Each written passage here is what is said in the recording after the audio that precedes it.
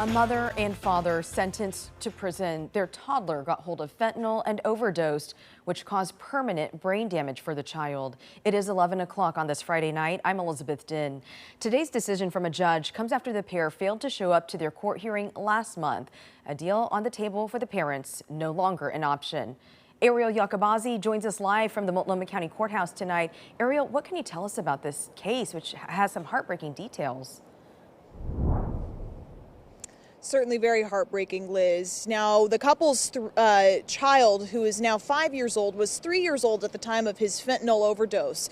Now, he did survive, but he is facing permanent brain damage and requires around-the-clock care.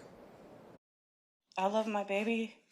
I wouldn't wish this upon my worst enemy. Samantha Smith and Delone Kelly sharing their remorse tonight.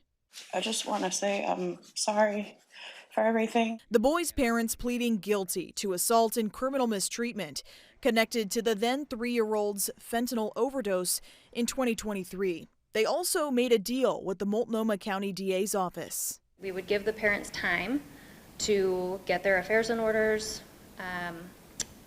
and part of the risk that someone takes is that they may not show up.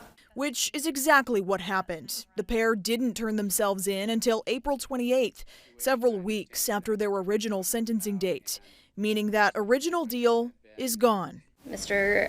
Kelly and Ms. Smith knew what the consequence of not showing up was and still made that choice. Tonight, we're hearing their reason why. Kelly claiming Smith needed more time to get clean. She needed a lot more time than was asked for. And, we knew that the decision was going to be tough and it wasn't going to be pretty. They're going to be in custody longer. They're not going to be available to their child in the same way that they would have been had they showed up at sentencing. Kelly telling the judge he hopes something comes out of their case. You guys are going to need people like us to hold other people accountable and to make sure that stuff like this don't ever happen to anybody else or another child or another parent. Now, Samantha Smith is facing, or will be in prison rather, for about 4.5 years, and her partner, Delone Kelly, will be in prison for about 6 years.